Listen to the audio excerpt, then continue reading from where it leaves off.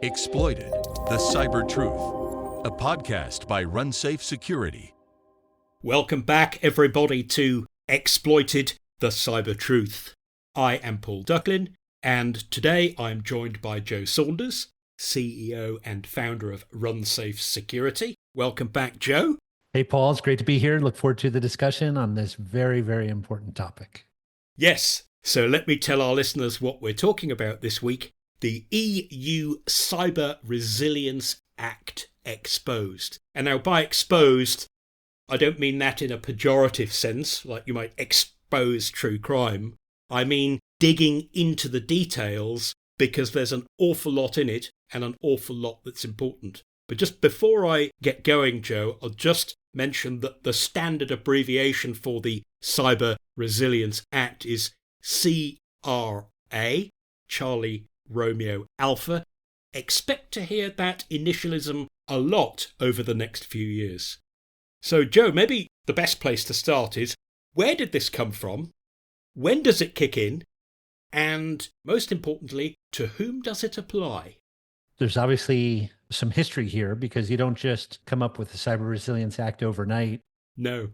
Organizations need a chance to prepare, and people need to be thoughtful about what goes into such a comprehensive act. And so it originated from a European Commission. If you go back to 2022, they proposed the Cyber Resilience Act, and it went through some iterations, some review, and some discussions with different stakeholders along the way. And ultimately, it was approved in March of 2024. So last year, about 12 months, 13 months ago, we've been hearing more about it once it got approved, with the idea that ultimately it goes into effect in 2026. And there's a couple levels of going into effect. So it was published in November of 2024. So we started to see more details just a few months ago. It'll come into a new phase where you have to start reporting cyber incidents and vulnerabilities in September of 2026. And really by December of 2027, you need to have all the requirements implemented, including generating a software bill of materials and the like. Who does it affect and who needs to do it? Well, if you are selling goods in the EU and manufacturing goods in the EU, and you produced devices of one sort or another that are connected to the internet, that are cyber enabled, if you will, then you're likely subject to it. There are maybe a couple exceptions in there where there's overlap with other regulations in certain industries. That's right. If you make cars or aeroplanes or things that are already strictly regulated, then this doesn't apply as well, presumably because you're already subject to all these provisions and more. Exactly right. And it makes sense that aviation and automotive would have safety standards to adhere to. We're all accustomed to that. And lo and behold, here we are with cyber-enabled devices that do pose a risk to consumers if things don't operate, if there's bugs in them, or if they get compromised. And so it makes sense that a Cyber Resilience Act for everybody else is here right before us for the EU. Yes, and it's interesting that on the public-facing EU page, europa.eu, they've chosen to emphasize the fact that this is really about everybody who makes software and hardware, potentially, and that it is actually of value even to people who think, hey, state-sponsored attackers or cyber crooks would never be interested in little old me. It says, from baby monitors to smartwatches, products and software that contain a digital component are omnipresent in our daily lives. Now, I think we all know that. Here's the kicker. Less apparent to many users is the security risk that such products and software may present. So it isn't just about protecting electricity substations, which is clearly important, or water flow weirs or sewerage systems. There is a sense that the devil is in the details, because as we mentioned in the last couple of podcasts, when you look at Volt Typhoon and Salt Typhoon and attackers like that, consumer devices are part of their toolkit, because if you can't get in through the big expensive firewall, why not get in through the cheap and cheerful one? The cheap and cheerful one is the nation state's friend, is what you're saying. So clearly all these devices, there are security risks, there's privacy risks, there's data rights, there's all sorts of considerations. But as you imply, there are devices that are connected to the rest of the network where there are still yet other devices. There are a lot of implications to cyber attacks. And I do think part of it for those consumer devices is the safety of consumers and the privacy and the data rights of consumers as well. Absolutely. I think when people think about safety in the context of cybersecurity, they think about important things like, could it set on fire while I'm away? Could I get an electric shock? Could it blow my hand off? But actually, as you say, there's almost as much at stake, albeit not physical, if your privacy, your identity, even your civil rights get infringed by somebody with your worst interests at heart. Joe, an intriguing aspect of the CRA is that it does try to be a software and hardware lifetime act. And it explicitly states, again on their portal page, that the CRA specifies requirements that govern the planning, the design, the development, and the maintenance of products. What, in your opinion, is both the most notable and the most important? Well, I think the most notable is you do need to commit from start to finish to that full life cycle. And what we've seen in the software development process is it is important to offer updates. We also see that in specific industries like aviation that we mentioned earlier, where there's this notion of airworthiness. And in order to maintain airworthiness, you need to maintain systems. And the same is true for the Cyber Resilience Act. In order to maintain security, you need to maintain software. So I think that full commitment to the full life cycle is a very important aspect. I also think that part of this is that you need to work in a cross-functional way. This isn't simply a development team saying, hey, we've got this security plan in place, we're all good, everyone is good. There's legal aspects. Are you getting software from suppliers? What language do I put on my documentation when I ship my software? To marketing angles, making sure you're in compliance with how you display if you're adopting this standard, to different product features and the like. And so you do need to do testing. You do need to evaluate the components that you have, and you need to do it throughout the full life cycle, as you say, from planning all the way to support, and probably starting sooner than people think, so that you are well ahead of the requirements that are here. So I think that full commitment is one angle, having a plan, starting on time. Those are all basic processes, but you can imagine a security regulation will touch all aspects of a product's life cycle. And in fact, people may ask the question from time to time, how will the CRA affect this component that we want to deliver in our product?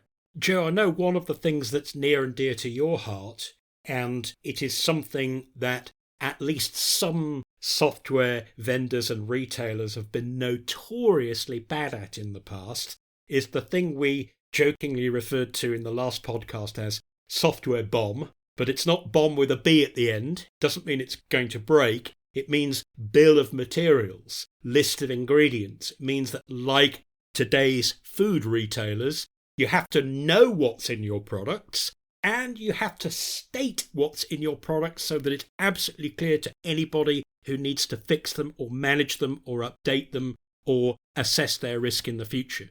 How much effort do you think that will be for vendors and retailers who have just ignored that problem so far?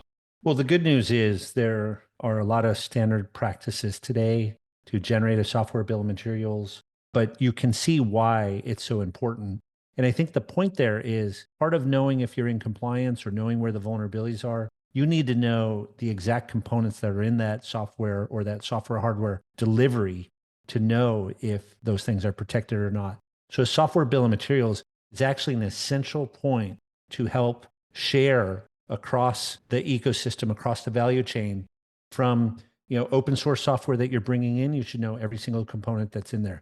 If you outsource development of a component of a product, you want to know every single component that goes into that aspect of the product. And your customers do. So if you prepare that product and then ship it for final assembly, then they need to consider it. And it reminds me of this wonderful story of a manufacturing plant in Detroit, Michigan, called the Rouge plant. And I don't know if you've ever heard this, but in the 1930s, the Rouge plant made every single component from raw materials all the way to a finished good product in the same manufacturing plant. And today, manufacturing is much different. It's an assembly plant, and you get parts and components from everywhere else. The same is true in the software development industry. It is a complex ecosystem, a complex supply chain.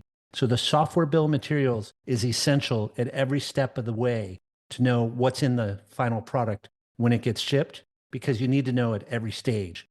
I think all those distributed software supply chain participants and stakeholders should be adopting a software bill of materials today, and there's great standards around it, but it's essential that they do it by the time the Cyber Resilience Act takes fold. Yes, because I imagine if you can't say what's in your product, then it would be very difficult with a clear conscience and with legal righteousness to put the CE mark on your product and say, oh yes, I comply with cyber resilience. Because as you mentioned in the last podcast, remember Log4j, the bug in a Java logging library that could affect you even if you didn't write your software in Java, but you had someone else that you got a module from that you handed data to, and they happened to write it in Java, and they happened to use Log4j. I think the way you described it last time is when that news hit, it was just before Christmas, as always. You spoke about gazillions of phone calls of people who ought to have had that information at their fingertips, suddenly having to find out from up their supply chain, down their supply chain. They can't go to Terry in the polishing department in that corner of the Rouge plant, because this thing could have come from anywhere. And I do want to put a plug in for the Rouge plant. So anybody who wants to check it out, it's a magnificent assembly plant today. With that said, you're exactly right on the software bill of materials. And I would venture to say if people have adopted a software bill of materials, but they're only doing it to say they've done it, they're missing part of the point, because exactly what you said, that information that is demonstrated from a software bill of materials is actually a foundational element to help you think about your security strategies. So why not start there? Find out everything that's in your software and then find out what you need to fix. Are there bugs? Are there vulnerabilities? And use that as a guidepost. Software bill of materials could be used as, oh, it's a compliance thing. I like to try to encourage people to think about it as, hey, it's a new journey to elevate your security posture even higher by really knowing exactly what's in all those components in your final product. So, Joe, one of the other things that will change possibly significantly, particularly for software vendors who haven't really had to face this directly before, is the change in regulations relating to liability. Yeah, I mean, the liability is actually, of course, the stick in this case. Sometimes we like to see carrots, sometimes sticks are necessary. This stick in particular, if you have to pay a fine for not really following through on a cyber requirement that would protect your devices, then you're going to be even more cautious about making sure you have the processes in place to demonstrate that you are doing the right things. Having a risk of a penalty up to, say, 10 million euros, that's a pretty significant fine for product companies to face. And that can be compounding if you're found with other vulnerabilities and liabilities that are a result of you not enacting or adopting the right principles to ensure that you're in compliance with the Cyber Resilience Act. The liability portion is, in fact, unfortunately, a necessary thing to really get widespread adoption. I'm sure there's people who don't like it, but imagine the business case of saying, I'm going to risk never having a software bug, never having a cyber attack, and I'll just take the fine somewhere down the road. That doesn't make sense. So that's why the fine is so steep. And instead, if you can put positive resource into your cyber program, actually what might happen is you may have better code quality as a result, not just fewer vulnerabilities, but higher code quality, better practices, more mature software development practices. Then you're going to get a lot of gain out of that in terms of improving your product features down the road, improving your ability to respond, improving your ability to fix things, improving your ability to do updates. If people look at it as a negative and a stick, as I joke about, that's almost unfortunate. Look at it as an opportunity to improve your processes. And if you do so, you'll be better off and perhaps even more competitive going forward because you have better processes in place. Yes, I can see why the naysayers would go, wow, you're going to fine me up to 2.5% of my global turnover just for a glitch in my software. That sounds extreme. I sort of get that point, although my understanding is that you don't just get a 2.5% of turnover fine for every single infringement. There are scales. But I guess the flip side of that is to say, do you mean that you're not prepared to put your money where your mouth is and sell me a product that you expect me to rely upon, say an internet doorbell or a webcam that could be used to spy on my family or my business? So I can see both sides of that coin, but it doesn't really matter what you think. That's embedded in the law, isn't it? Yeah, 100%. And, I think these are the definitions of public goods where having security, having confidence in a product that your privacy won't be compromised or it won't malfunction, having standards, having expectations. Without that, in the digital age, with all the complexity of software and all the risk that you might have, it'd be very hard to differentiate claims from one brand to another. And so this creates a level playing field in that regard. And I know it could be perceived as too onerous, but there's a lot at stake from a cyber perspective that could change what we have come accustomed to in a well-functioning society. And I think having solid security standards does, in fact, help maintain a well-functioning society. I agree, because I think we've got to the state, at least with some suppliers of software and hardware, that everyone's ready to say what they mean. And what the CRA says is you have to mean what you say too. You can't just put out the marketing guff. You have to actually back that up. Now, Joe, we talked about how the costs could be seen as onerous for some people, particularly for small businesses.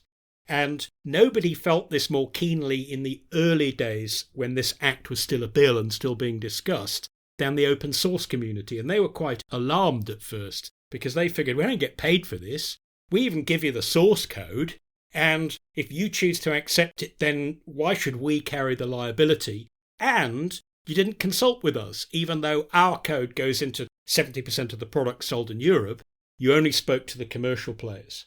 And my understanding is that the EU regulators actually came to the party and reached very much what can be described as peace with honour with the open source community. Yeah, and the open source community does a tremendous service. If you think about if every product needed to have, I'll just make something up, like a calculator built in, it doesn't make sense that every product manufacturer should build from the ground up calculator functionality for their product. And I just use that as an example, not that calculators are the most common open source components.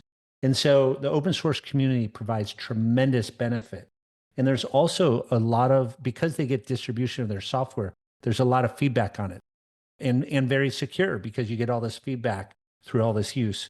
It doesn't mean that they should also carry the liability. There has been developed great practices for testing software you receive from third parties, including open source. And so I think the product manufacturers or those who are assembling the final products do have a duty to test the software they get from other sources. And it does make sense that if you choose to accept open source software, that you're also accepting that it too may have flaws in it. Who's responsible ultimately for the security of that final product? I think it's the final product who sells it out to the public. When the CRA kicks in, you will be obliged to state clearly in advance how long you plan to support it for. If you plan to leave your customers hanging in just a few short months, you have to put that in writing up front, basically.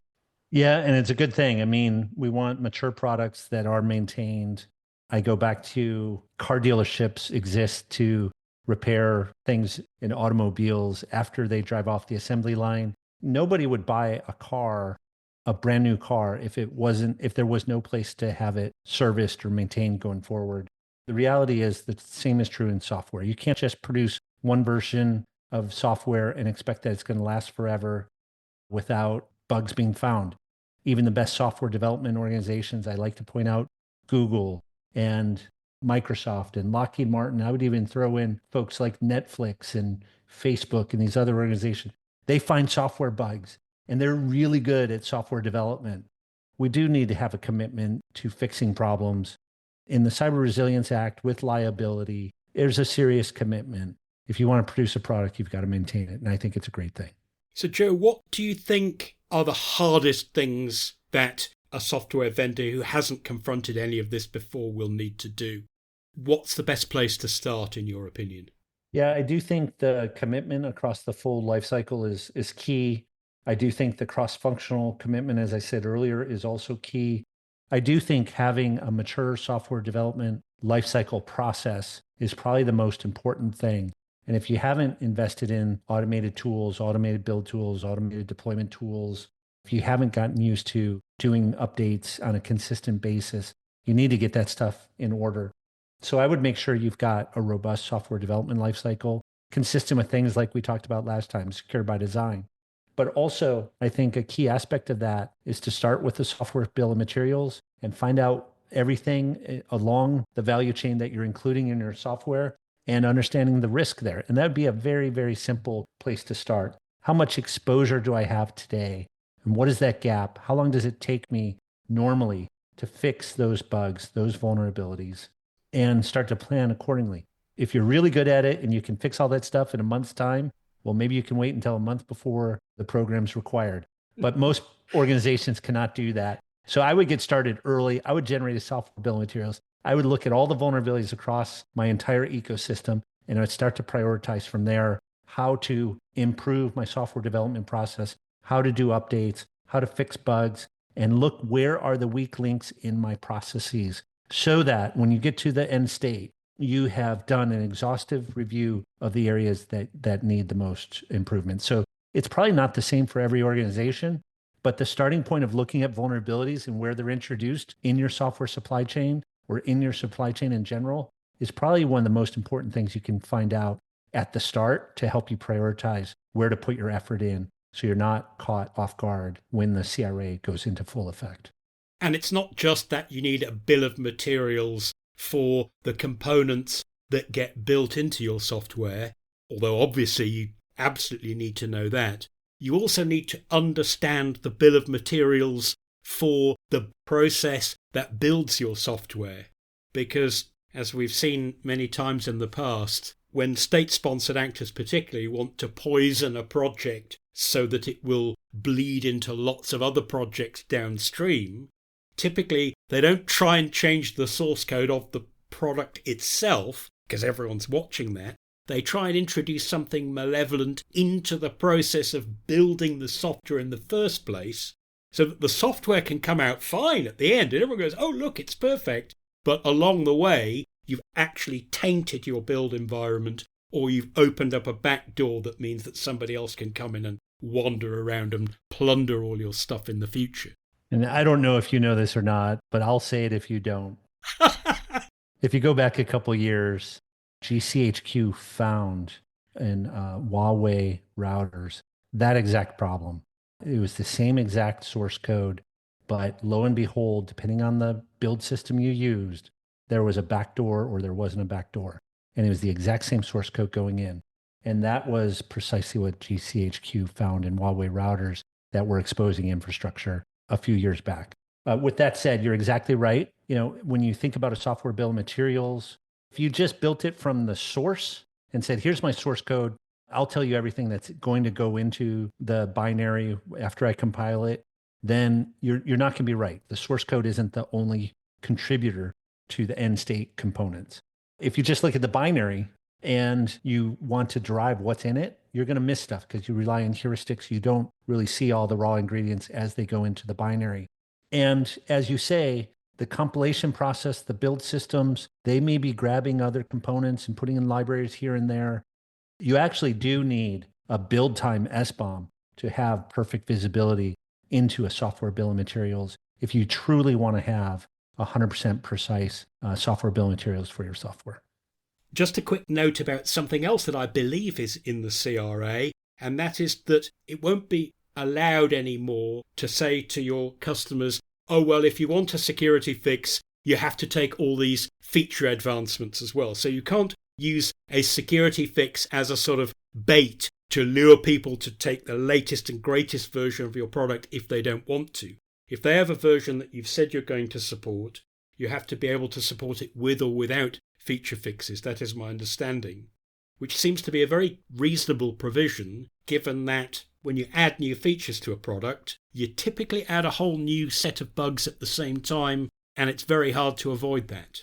100% right. And I would say, I have seen over time a lot of product manufacturers who will use security as the reason to cause, say, an industrial partner to buy new products because they're more secure. And we don't want that in the CRA, and we don't want to mix in other features that could cause other vulnerabilities. And having those separated makes a lot of sense. Ultimately, products will be phased out, but if they're not in the phase out period, forcing someone to take on a new feature they don't want does put too much pressure, too much power in the manufacturer's hand that could lead to unintended consequences.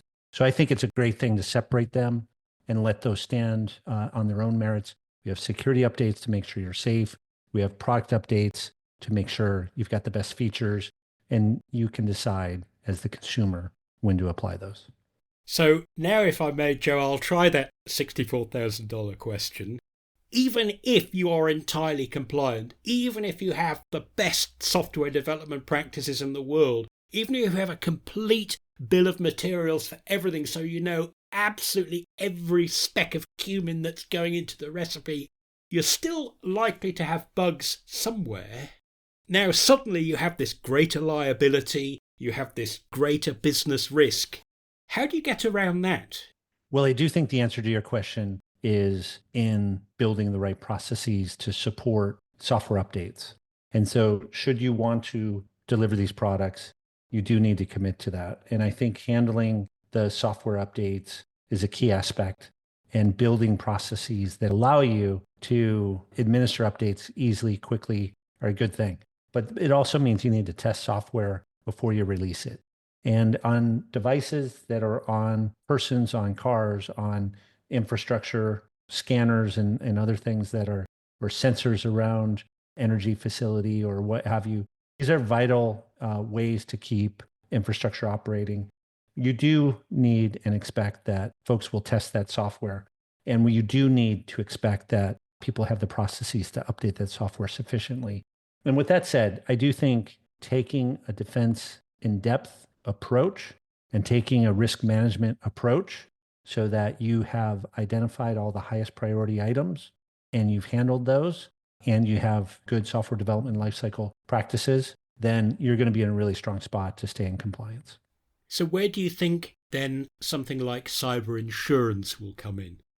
Assuming that you've already done reasonably what you could, so you're not taking the insurance as an excuse for doing things badly. Is that something that you think software companies will find useful and that can help them through any possible liability they might have that they didn't have before? 100%. I think cyber insurance for products is a great idea. And I want to give a historical example to make my point, if I may. There was, in the 1800s, a big problem with boilers exploding. If you installed a boiler incorrectly, boilers would explode. The company that figured out how to solve the problem offered insurance. The key to the insurance was having a really robust, prescriptive way to say, if you've installed it exactly like this, we guarantee it won't explode. And that was an engineering innovation solution, and that company cornered the market. I wish I had the details. I'd be happy to, maybe we can include it in the description at some point or as a follow-up. With that said, the idea that you can specify exactly what needs to happen in order to avoid a really grave consequence. And if you do, you will be insured. It's almost like marrying an engineering process with cyber insurance. And if you figure out what steps everyone needs to do and say, if you follow those steps, then we won't have boilers explode and we won't have, watches on your wrist catch on fire. Yes, it needn't be a negative, need it? For example, in the United Kingdom, it's compulsory to have insurance on any motorised vehicle that you use on a public road, and not having it is considered a serious offence. You find, as you get to know people who've lived under this regulation for many years, that although the insurance is expensive and maybe they resent it a little bit, they don't use it as an excuse to go out and drive badly. Hey, I've got the insurance, now I can just let rip. In other words, it does seem to work for the greater good of all. And I don't see why that shouldn't work out in software engineering and related fields as well. Thank you, Joe. You've obviously considered this in great detail, not least because you run a company that not only makes software, but makes software that helps other people's software be safer. So it's fantastic to hear how much thought it is possible to put in this and how much you can get out of it. Thanks to everybody who tuned in and listened. That's a wrap for this episode of Exploited the Cyber Truth. If you found this podcast insightful, be sure to subscribe and share it with everyone else in your team. And remember, folks, stay ahead of the threat. See you next time.